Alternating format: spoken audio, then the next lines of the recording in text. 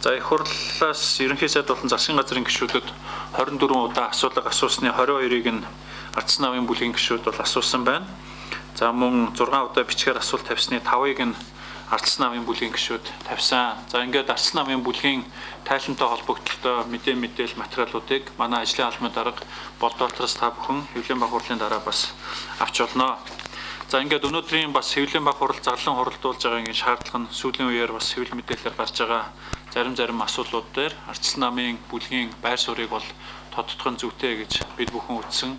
За юуны өмнө бас нэлээд маргаантай асуудал байсан орон нутгийн сонгуулийн талаар байр суурийг бол дахин аль биесээр илэрхийлэх нь зүйтэй гэж бодож байна. За юуны өмнө улсын их хурл бол олон хуулиудын төслүүд дээр урд нь улсын их хурал дахь одоо 2 том бүлэг хамтарсан ажлын хэсэг байгуулж бид бүхэн бас санал зөвлөлтөнтэй байгаа олон асуудлуудаараа эцсийн шийдвэрийг гаргаж хамтран ажиллаж ирснийг та бүхэн бол сайн санаж байгаа.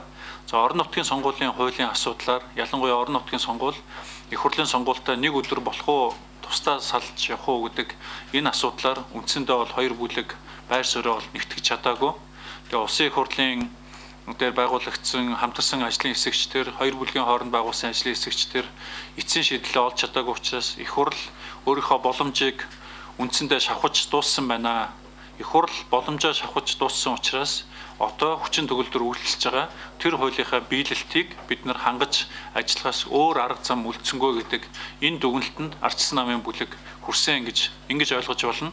Тэгээ Монгол Улсын үндсэн хуулийн 41-1 заасны дагуу Монгол Улсын ерөнхий сайд төрийн хуулийг биелүүлэх, хэрэгжүүлэх энэ ажлыг хариуцаж улсын их хурлын өмнө хариуцаж тайлгнаа гэдэг энэ заалтын дагуу одоо өнөөдөр хүчин төгөлдөр үйлчилж байгаа орон нутгийн сонгуулийн хуулийн дагуу ажлуудаа зохион байгуулаа гэдэг энэ одоо байр суурийг ардсан намын бүлэг илэрхийлсэн. За энэний дагуу улсын их хурлын ээлжид бус чуулган хуралдаан дуусны завсарласны яг маргааш нь ардсан намын бүлгээс Монгол Улсын ерөнхий сайдад албан шаардлага хүргэлсэн байгаа.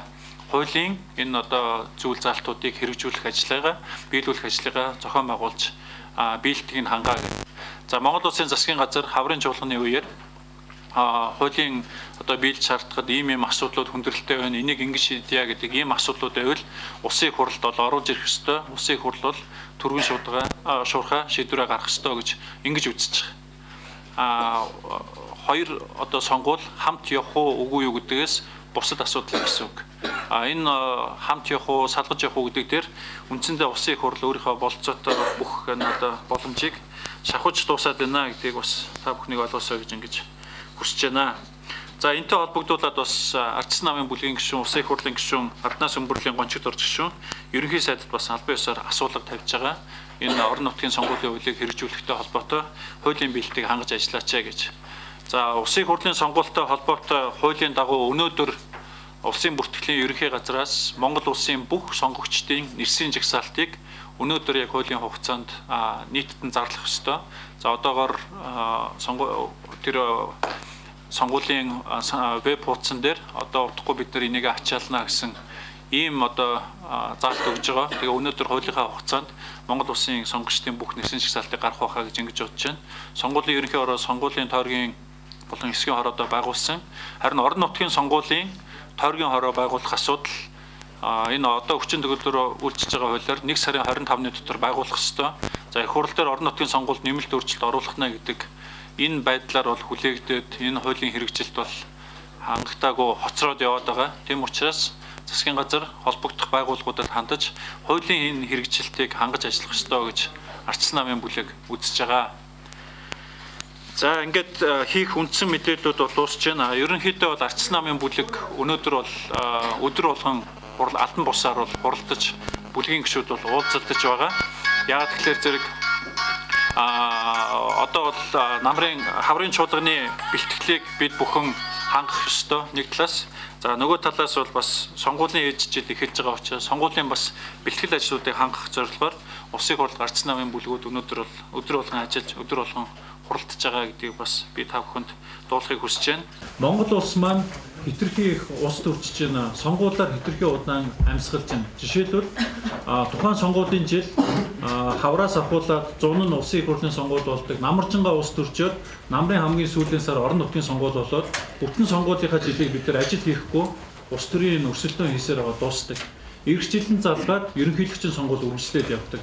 Тэгээ 3 дахь жилдээ нэг жоохон ажил хийхээр болцсон гардаг.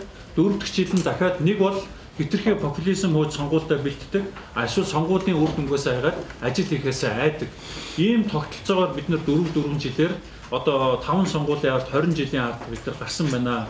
Тийм учраас энэ сонгуулиудыг хийж байгаа хугацаагаач тэр хөрөнгө мөнгөнийхөө зардлыг чинь тэр бид нар багасгаж нэг дор явдаг болёо. Ядаж эхний ээлжинд улсын хурл орон нутгийн сонгуулийг жил болгоныхын 6 сард нь нэг удаа хийгээд сонгодог болёо. 90 онд бид нар ийм туршлага бол байгаа шүү дээ. Энэ бол анх удаа хийж байгаа зүйл биш. 90 онд зохион байгуулж чадсан. Намар бид нар 1600 орчим саналын хуудасны хүрээнд энэ асуудлаа шийдэж чаддаг.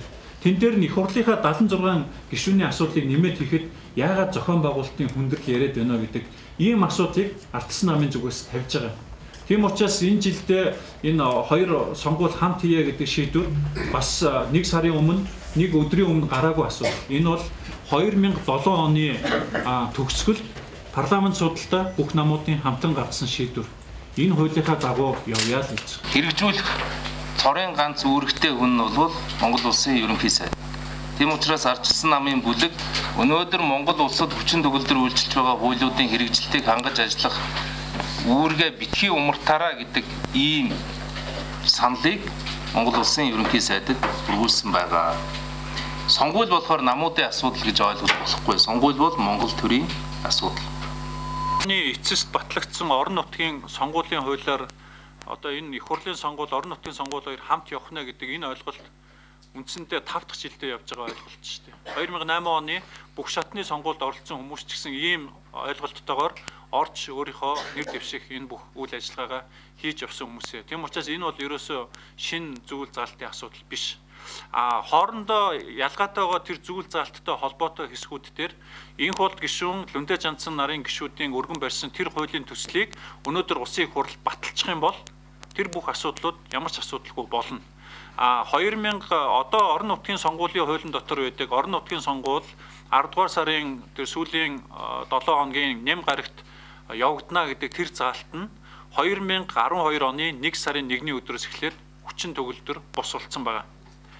Таны хэлсэн 1 сарын 1-ээс өмнө төр далав хааж байгаа тэр хүмүүс сонгуульд оролцохоо илэрхийлж хийх ёстой энэ асуудлууд бол тухайн нам дотор сонгуультай бэлтгэх талаар одоо өөрсдийнх нь зохион байгуулалтын асуудал. Тийм учраас би бусад намуудын одоо өмнөөс орж хариулах бол учир дутагдaltaй байх. Ардсан намын хувьд орон нутгийн сонгуульд орох бэлтгэлээ хангацсан гэж үзэж байгаа.